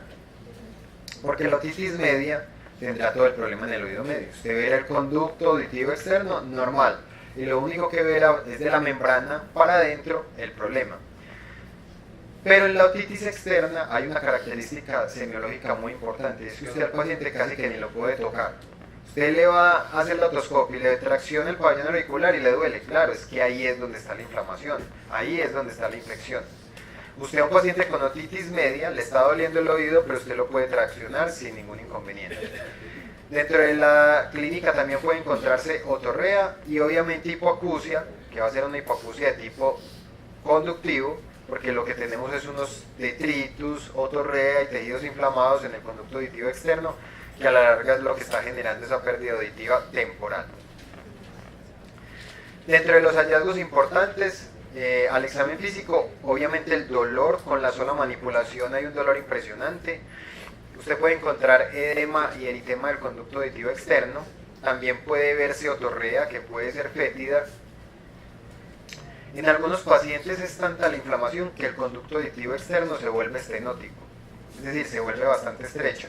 Y ahorita les voy a dar un truquito, porque una de las cosas que ustedes tienen que evitar a toda costa es que ese conducto se estreche tanto de tal forma que puedan formarse algunas adherencias y sinequias en el conducto que sean muy difíciles de manejar posteriormente. Puede haber eritema de tejidos periauriculares, puede inflamarse toda la parte pre y post-auricular. Miren, esto sería una imagen de una otitis externa. Ustedes ahí ven claramente el conducto auditivo eritematoso, edematizado, con secreciones purulentas. Este es un conducto auditivo bastante inflamado, casi con una estenosis importante. Aquí ven también un conducto auditivo eritematoso con secreciones en su interior. Todos estos son imágenes otoscópicas de unas otitis externas. ¿Cuál va a ser entonces el tratamiento? El tratamiento es muy sencillo, cuidados de oídos secos. Si sabemos que la humedad es un factor predisponente, pues entonces durante el tratamiento vamos a aconsejarle al paciente que tenga su oído seco. Entonces que evite piscinas, charcos, ríos, y que para el oído se proteja con un algodón seco con vaselina por fuera. Se los recalco de esa manera porque la mayoría tienen en la cabeza que se maneja con algodón con vaselina. Usted le dice al paciente, vea, póngase algodón con vaselina en el oído para que no se le entre el agua, y lo primero que hacen es coger una mota de algodón, coger vaselina, hacer un masato de vaselina y algodón y se ponen el algodón allá. ¿Eso funciona? Sí. Claro que hace impermeable el algodón, sí, pero el paciente después de una semana, cuando vuelve a la revisión, ya no tiene la otitis externa, pero tiene el oído completamente tapado de restos cristalizados de la vaselina que se estuvo aplicando. Entonces la forma más frecuente o más adecuada de hacerlo es pedirle que coja la mota de algodón, que se la ponga en el oído seca, sin nada, y que después coja la vaselina y la embadurne por fuera del algodón. De esa forma ya el algodón queda impermeable, no ingresa el agua, apenas se seque bien el cabello, se quita el algodón, adentro está seco, no solamente porque no tiene agua, sino porque no tiene vaselina en su interior. En algunas ocasiones, cuando tiene muchas secreciones, es ideal aspirar esos oídos, dejarlos más limpios, y los antibióticos para estos casos de otitis externa infecciosa son la terapéutica de elección, específicamente aquellas gotas que contengan ciprofloxacina más esteroide. Cipro más dexa, cipro más hidrocortisona. Incluso, muchachos, yo les digo, vea, a veces las gotas óticas, y sobre todo cuando vayan a hacer su rural y todo, a veces las gotas óticas son más difíciles de conseguir que las gotas oftálmicas. Ojo con esto. Gotas oftálmicas están autorizadas en el oído, no al contrario. Gotas óticas no están autorizadas en el ojo. O sea, si una gota es buena para el ojo y es digamos suave para el ojo, mucho más lo va a hacer suave para la piel del conducto. Pero las gotas óticas no son o no tienen esa característica de ser suaves para el ojo, entonces que no se les vaya a confundir.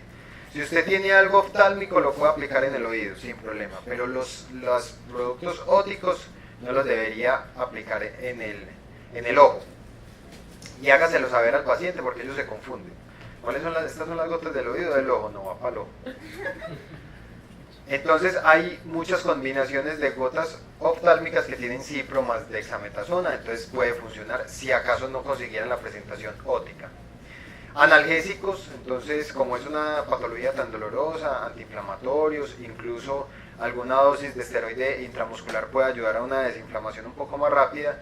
Y ojo, hiladilla en el conducto. ¿Qué es una hiladilla? Es simplemente una gasita delgada y usted mete en el conducto estrecho, en este conducto que está que se le cierra, usted pone una hiladillita, un pedazo de gasita larguita, la deja ahí en el conducto. Normalmente yo lo que hago es que la embadurno con un ungüento antibiótico, una gentamicina, galamicina o ácido fusídico, lo que tenga en ese momento, y cojo una ampolla de algún esteroide, una dexametasona o una betametasona, y lo baño con eso. Entonces dejo la gasita embadurnada con eso y la pongo en el conducto. sobre la hiladilla o sobre la gasa, el paciente se sigue aplicando las gotas. Si normalmente uno le dice a un paciente que se aplique 3 gotas, aumenten un poquito la dosis y díganle que se aplique 5 o 6 gotas sobre la hiladilla. ¿Qué hace la hiladilla?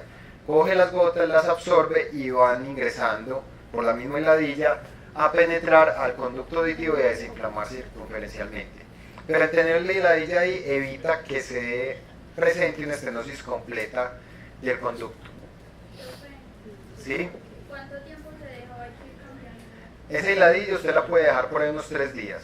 A los 3 días cita al paciente o le dice al paciente que se la retire, que se la jale y que siga con las gotas. Idealmente el tratamiento con gotas de entre 7 a 10 días.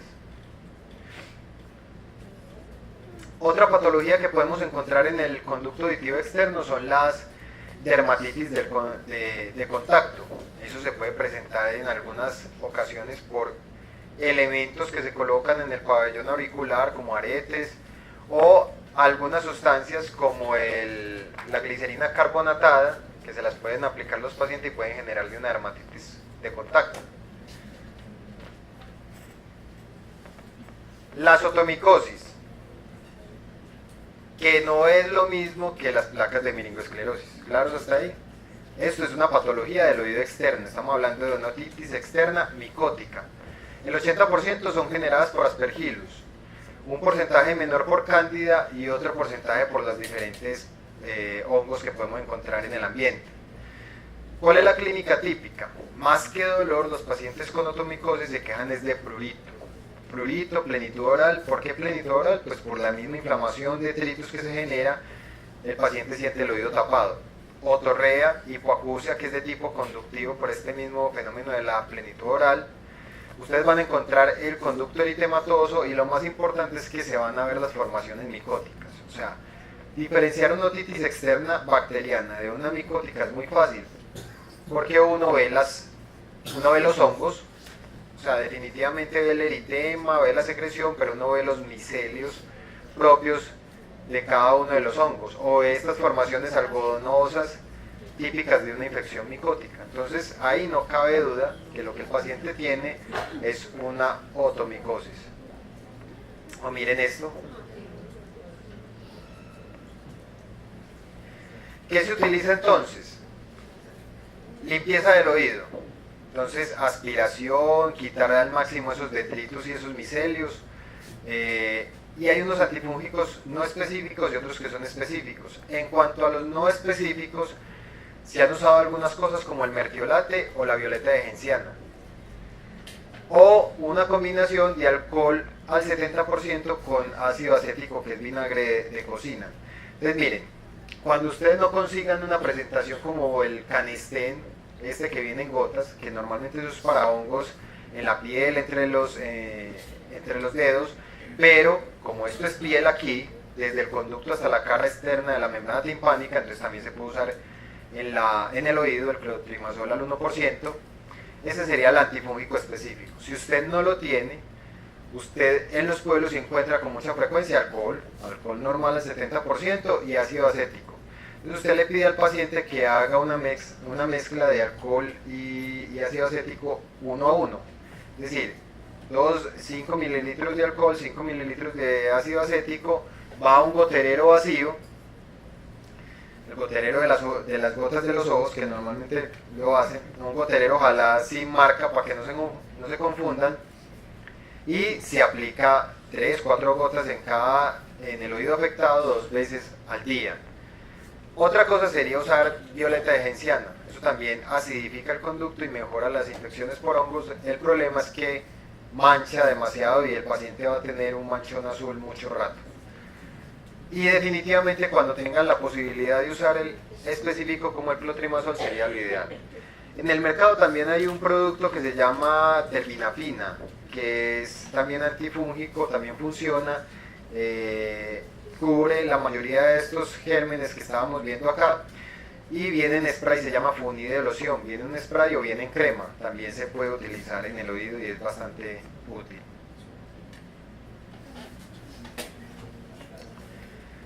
Otra patología de tipo infecciosa e inflamatoria que podemos ver en el oído externo es el síndrome de Remsen-Hunt. Síndrome de Remsen-Hunt es una infección por varicela zoster ótica. La característica clínica es que usted va a encontrar las típicas lesiones de vesículas, costras y pápulas en el pabellón auricular, en la región retroauricular, en la cara y en la boca. ¿Cuál es la importancia con esta varicela zoster? Es que más o menos entre 4, 5 y 9% de los pacientes pueden asociarse a una parálisis facial. Aquí está, esto es lo que se ve en un herpes, una varicela zoster del oído o en un síndrome de Remsen-Hand, las típicas lesiones de vesículas, costricas y algunas pápulas. Cuando el paciente ya tiene una parálisis facial periférica, porque esto lo que genera es una parálisis facial periférica, entonces tenemos una clasificación para hablar del grado de la parálisis, que es la clasificación de House-Brackmann. Esta tabla me recuerda mucho cuando vimos una tabla para el manejo de la otitis media, que yo les decía, vea, en menores de 6 meses no hay duda, siempre es antibiótico, en esta es esto, si tiene tan severidad es esto, algo similar. ¿Similar por qué? Porque la tabla, aunque parece muy confusa, son solamente algunos datos los que ustedes se tienen que aprender. Entonces, lo primero es que todas las House-Brackmann 1 y 6 se descartan de inmediato. El 1 es el que está normal, usted es 1, usted es 1, usted es 1, usted es 1, usted es 1. Todos ustedes que están normales son 1. O sea, de ese no se preocupe. Y el 6 es el que está paralizado completamente, o sea, que tiene la cara completamente bloqueada, no hay nada de movimiento. 6. Listo, entonces ya usted, la 1 y la 6, papayita, ya saben cómo diagnosticarla. Ahora, el problema está aquí en el centro, entre la 2, la 3, la 4 y la 5. ¿Cómo se hace la diferencia? Usted puede trazar una línea divisoria aquí justo en la mitad, y es a través de esto. ¿Cierra o no cierra el ojo? Si el paciente cierra el ojo, hay esta posibilidad, o que sea 1, que todos ustedes lo cierran, o que sea 2, o que sea 3. Si no cierra el ojo, o tendrá que ser 4, 5 o 6.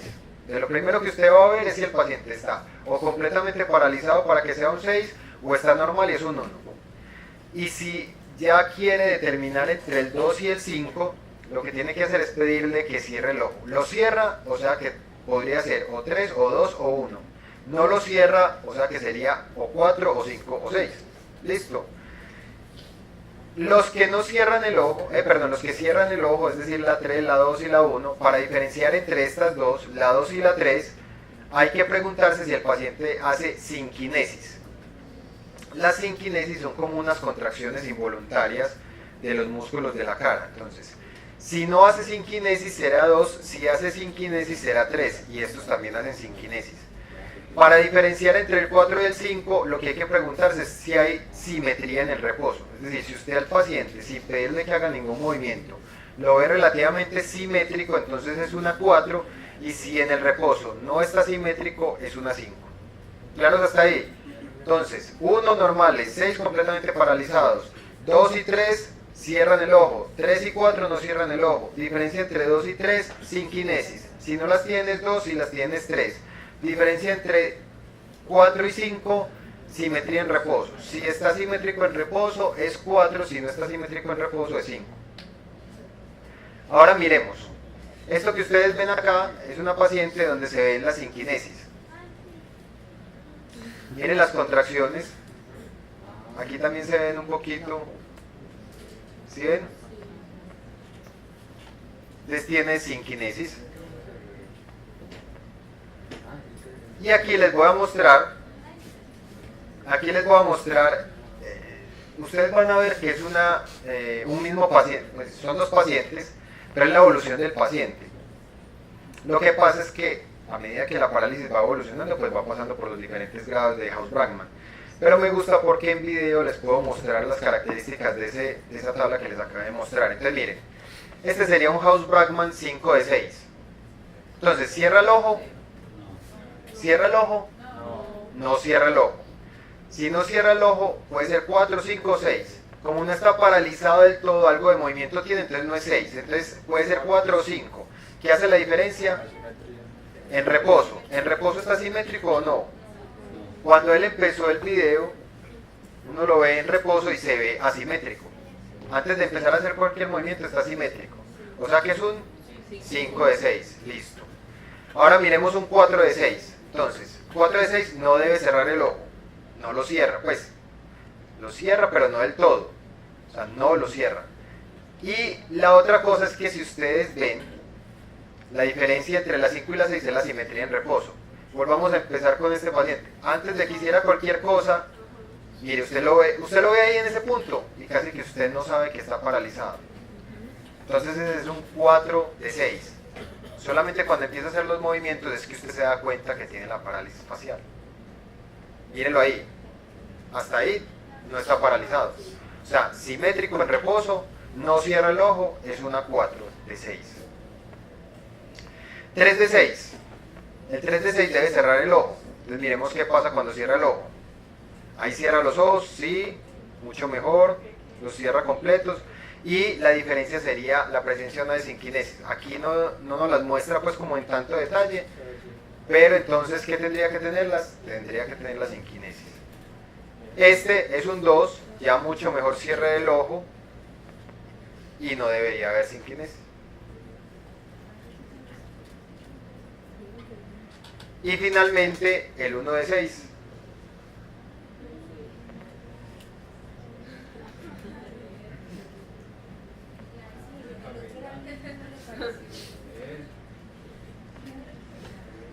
Muy bien, entonces miren cómo ustedes, lo que tan oculto está en el hueso temporal, que es el nervio facial, tan visible está en nuestro contorno facial. O sea, un pequeño nervio que hace un pequeño recorrido a través del oído es suficientemente importante para generar cambios en la configuración del rostro de los pacientes que son a veces muy llamativos. Alguna vez, yo no sé si en consulta o algo, les preguntaba a alguien cuál era la diferencia entre una parálisis facial periférica o central. Yo no sé si ustedes la recuerdan o la saben. ¿Cuándo uno dice que un paciente tiene una parálisis periférica y cuándo dice uno que tiene una parálisis central? ¿Central? ¿Central qué? ¿Central puede mover qué? En la central puede mover la frente. Puede arrugar la frente. Y en la periférica está bloqueada la frente. Listo. Entonces miren, eso es correcto. Aquí tenemos la vía del facial. Desde la corteza cerebral vienen fibras que antes de llegar al tallo cerebral se decusan. Unas para este lado y otras para este lado. De cada núcleo donde sale el nervio facial salen fibras que van a venir. Unas de este lado y las de este mismo lado. O sea, el nervio viene con fibras de ambos lados. Cuando ya está la lesión periférica, es decir, aquí en su paso por el oído, si aquí pasara algo, si aquí se bloqueara por alguna razón, ¿qué pasa? La frente, que es esta rama del facial que va hacia la frente, y la del resto de la cara están bloqueadas. Entonces, por eso los pacientes con parálisis periférica tienen bloqueada la frente, o sea, no movilizan o no arrugan la frente, y también tienen bloqueada la cara, el rostro, porque el bloqueo fue justo acá donde ya las fibras estaban decusadas. Si por el contrario el problema está acá, hay un tumor a este nivel, por decirlo así, y se está bloqueando este nervio facial, van a venir fibras de este lado y fibras de este lado, que van a lograr que esta rama que va hacia el frontal traiga fibras del otro lado y logre movilizar la frente. Entonces, por eso en las centrales el paciente sí puede arrugar la frente. En las periféricas no arruga la frente. Esa es la gran diferencia, esa es la explicación. Aquí tenemos entonces, como para que ustedes vean cómo es el recorrido del nervio facial dentro del oído o desde que sale del tallo cerebral. Ahí está el nervio facial, aquí penetra al oído y pasa entre la cóclea y el vestíbulo, hace un primer codo, luego va por el oído medio, pasa cerca del estribo, hace un segundo codo, para posteriormente hacer una porción descendente que va a pasar a través de un agujero que se llama el estilomastoideo y de ahí sale a través de la parótida a distribuirse a todos los músculos del rostro. Esa es como tal la distribución del nervio facial y su corto paso por el oído, pero que muchas veces patologías del oído pueden generar parálisis facial. En este caso específico que estábamos mencionando, el síndrome de Remsen-Hunt, que es una inflamación y un herpes zóster del oído. Pero también en caso de fracturas del hueso temporal puede darse laceraciones o lesiones del nervio facial y puede darse parálisis faciales periféricas. ¿Cómo será el tratamiento entonces de un síndrome de Rensen-Hand? De una varicela zoster en el oído, en el conducto o en el oído externo. Entonces, prednisona, 1 miligramo por kilo como esteroide, reduce el dolor y la posible neuralgia posherpética y mejora la parálisis. Y obviamente un antiviral, como es el aciclovir, 400 miligramos 5 veces al día por 10 días. Hablemos un poquito de otras enfermedades del oído. Vamos bien de tiempo, vamos a hablar de las enfermedades congénitas. De esto ya hemos mencionado algunas cosas a lo largo del curso cuando estuvimos hablando de anatomía. Básicamente, ¿qué queremos mencionar de las anomalías congénitas en el oído externo? Primero son anomalías del conducto. ¿Sí? En el caso del uso de... Pero esa no fue tu voz, ¿no? En el caso de... En el caso del uso de esteroides antibióticos, no tiene ninguna precaución porque la membrana timpánica esté perforada o no. Solamente nombraste la cifra. No sé si hay otro... Mira, bueno, devolviéndonos a la parte de otitis externa, antes, digamos que mi énfasis con ustedes en recomendarles la ciprofloxacina y el esteroide es precisamente por eso, porque la mayoría de los médicos generales utilizan unas gotas que son una combinación de neomicina, polimixina, hidrocortisona o dexametasona. Y la neomicina es un aminoglicósido, y los aminoglicósidos en teoría son ototóxicos. Y si usted tiene una perforación del tímpano donde la gota va a entrar directamente al oído medio, es posible que difunda a través de ventana oval o de ventana redonda y pueda generar ototoxicidad. Por eso, ese tipo de gotas no son recomendadas. En cambio, las gotas que combinan ciprofloxacina con esteroides son realmente autorizadas en el paciente que tenga perforación de la membrana timpánica. Aunque en el contexto de lo que estamos hablando ahorita, el paciente no tendría por qué tener una perforación de la membrana timpánica porque la otitis es externa, o sea, es una patología del conducto auditivo externo y de la piel del conducto, y la membrana en teoría debería estar íntegra. Pero de una vez, si tiene una otitis media supurada, está autorizado el uso de las gotas de cipro con esteroide porque son protectoras o benéficas para el oído y no son ototóxicas. ¿Listo? Entonces, anomalías congénitas del conducto. Entonces, recordemos, cuando hablábamos un poquito de embriología, que se debe dar un defecto entre el primer y el segundo arco branquial. Recordemos esta imagen que ya la habíamos mencionado, primer, segundo arco branquial, que de la primera bolsa faríngea se forma el oído medio, y de la primera hendidura faríngea, del ectodermo de la primera hendidura faríngea, se forma todo lo que es el conducto auditivo externo. Entonces, cuando hay anomalías a ese nivel, puede presentarse, como ustedes ven acá, una agenesia o una atresia del conducto auditivo externo. Aquí hay conducto y aquí no hay conducto, hay simplemente hueso. Hubo un problema en esa primera hendidura faríngea donde no se formó como tal la cavidad del conducto auditivo. Normalmente, cuando hay problemas en el oído, en el conducto auditivo, también hay anomalías en el oído medio y en la mastoides. ¿Por qué? Porque desde el punto de vista de la embriología, a la par que esto se va formando, a la par que se va formando el conducto, también se va formando el oído medio. Entonces, si hubo un problema a este nivel, también puede haber un problema a nivel del oído medio. Microtia, ya lo mencionamos. Esta misma gráfica vamos a pasar rápido. Acuérdense, primer y segundo arco branquial dan unos pequeños montículos, 3 para un lado y 3 para el otro, y eso va formando el pabellón auricular tal como lo conocemos actualmente. Eso es lo que va a dar problemas en esa fusión de esos montículos, es lo que va a dar las diferentes anomalías del pabellón auricular, como son las microtias, grado 1, grado 2 y grado 3. Grado 1, un oído o un pabellón muy similar a lo que sería normalmente, solo que un poco más pequeño y con algunas estructuras que no se formaron tan bien. Grado 2, le falta muchas estructuras, tiene sobre todo el hélix, pero le falta mucho del trago, el antitrago. Y el grado 3 es simplemente un esbozo de pabellón auricular con una muy poca formación del mismo. En cuanto al tratamiento, hay manejos de reconstrucción por cirugía plástica, varios tiempos quirúrgicos que se pueden lograr estos resultados cosméticos cuando el injerto realmente pega, que a veces es difícil que eso funcione bien. Esta era la microti inicial.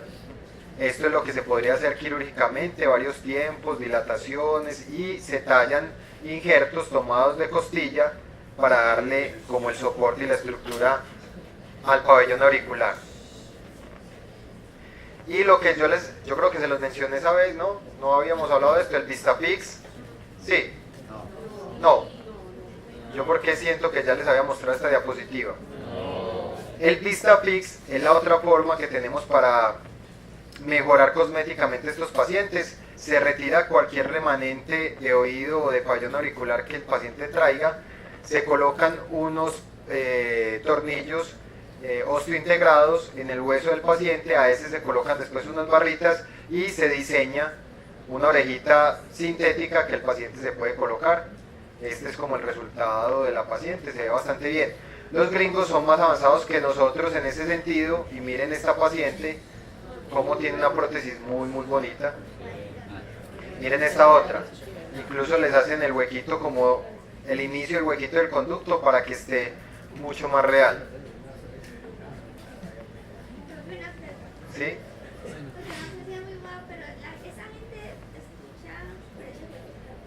Esa gente no escucha por ese huequito, porque si tienen una agenesia o un problema en el conducto, en el pabellón, también tienen una agenesia del conducto. Pero ellos sí escuchan, pero escuchan mal, tienen una hipoacusia conductiva. Pero usted evalúa a esos pacientes con microtia o con agenesia del conducto y para ese lado tiene una hipoacusia conductiva muchas veces importante. Entonces ahí es donde entra a jugar la rehabilitación auditiva. ¿Por qué? Porque el problema de ellos básicamente es en el oído externo y en el oído medio por la parte embriológica. Pero normalmente el oído interno, lo que es la cóclea y los canales semicirculares y todo eso está bien, porque eso es en otro momento del desarrollo embriológico. Entonces, para rehabilitación auditiva de estos pacientes en específico se pueden utilizar estos instrumentos. El Baja y el Ponto. Son dos tipos de audífonos que tienen la misma función, y es que son unos vibradores óseos. Recuerden que uno escucha por vía aérea y por vía ósea. Pero como ellos tienen bloqueada la vía aérea, porque no tienen pabellón auricular natural y porque no tienen bien formado el conducto auditivo, entonces lo que se utiliza es un vibrador óseo que lleve las ondas directamente a la cóclea. Estos dos vibradores se pueden emplear. Aquí ven un paciente que tiene Vistafix y tiene el Baja. Realmente les va muy bien. Este es el principio del Vistafix. Se pone el tornillo osteointegrado, se coloca el audífono que se quita y se pone, y es un vibrador, coge los sonidos, empieza a vibrar, esa vibración la transmite a través del hueso y llega directamente a la cóclea, y así el paciente puede escuchar normalmente después del Baja. También se han utilizado bajas en situaciones de pacientes con pérdidas neurosensoriales unilaterales. Se coloca en el oído malo de tal forma que el sonido se transmita por el hueso y llegue al oído bueno. Eso lo que permite es que los pacientes tengan buena binauralidad, es decir, que sepan de dónde vienen los sonidos. Aquí tienen un ejemplo de un implante de estos con una tecnología similar. Lo que pasa es que este no tiene el tornillo implantado, que es uno de los grandes problemas que hay con el Baja y el Ponte, es que el tornillo se infecta, se cubre por piel, sino que aquí lo que se le pone es un imán por debajo de la piel al paciente.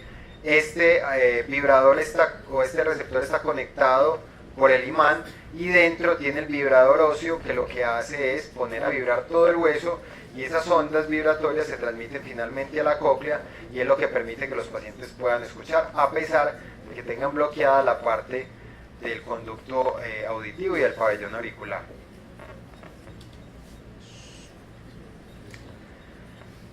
Ya para que vamos terminando, hablemos algo de los cuerpos extraños.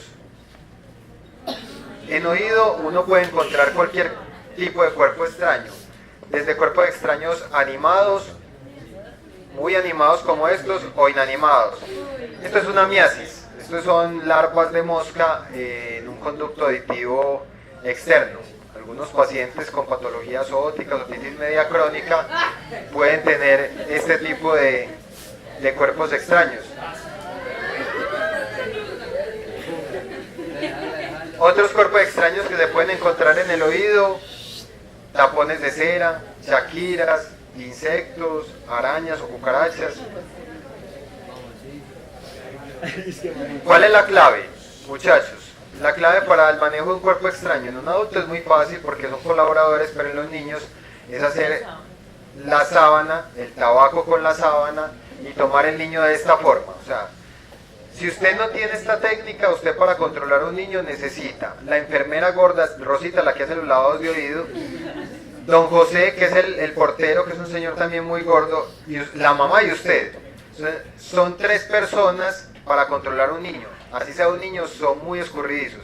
Mientras que si usted coge una sábana, hace el tabaco del niño y le dice al papá o a la mamá que tome al niño, que lo cargue, que sus pies, o sea, los pies del niño o las extremidades inferiores las ponga entre las de él y las cruce para poder bloquearlas, que con un brazo bloquee el tronco y con el otro la cabeza, puede ser que usted con una mamá, entre los dos, sean capaces de manejar un cuerpo extraño en oído. Eso aplica también para cuerpo extraño de nariz y para cualquier cosa que ustedes tengan que hacer en un niño donde necesiten un bloqueo completo. Esta es las curetas de cerumen que ustedes han visto en mi consultorio y que yo las utilizo con mucha frecuencia. Me sirven también mucho para sacar cuerpos extraños en oído. Pero como todos no la van a tener, entonces en todos los servicios de urgencias hay un clip y un clip se desdobla, se moldea de tal forma que se puede formar una cureta como esta.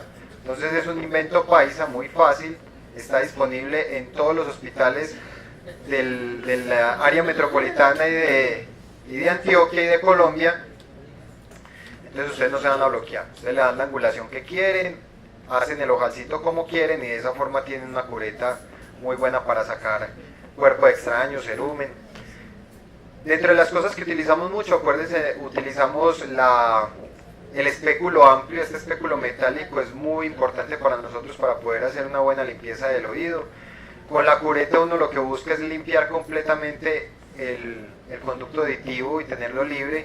En este caso sacamos un tronco de cera, o se saca un tronco de cera del paciente que no está dejando ver absolutamente nada.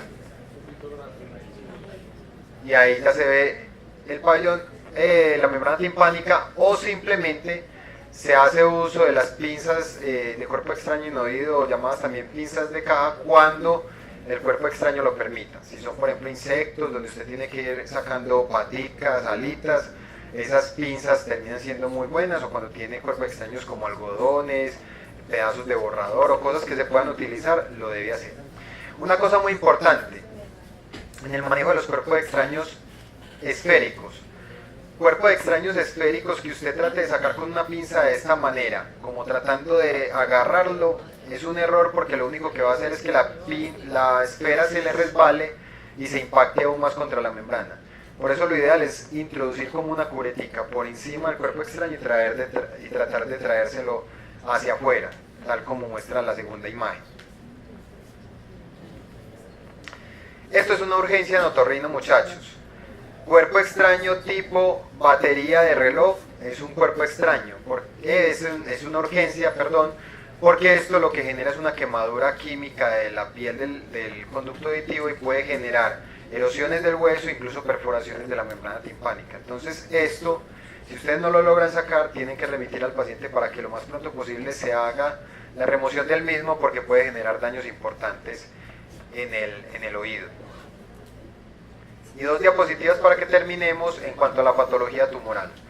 Ojo, tumores en el oído externo son muy raros. Tener cáncer del oído externo es muy raro.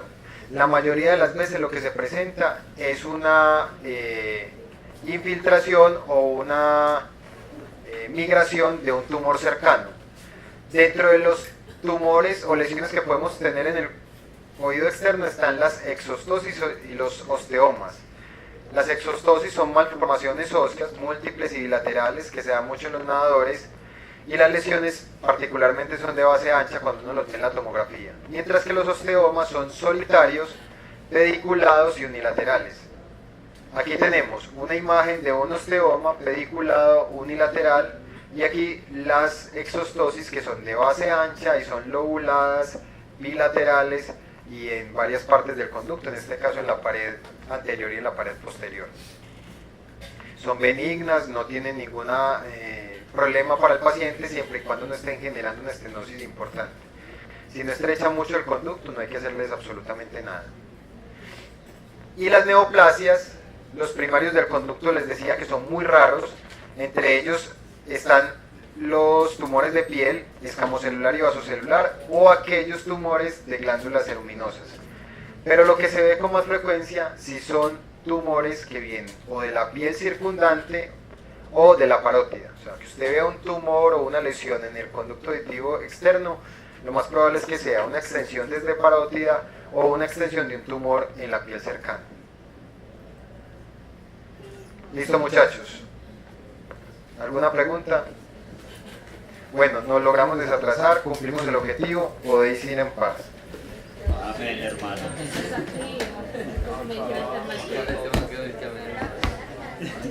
Nos podemos ir amañando y quedar.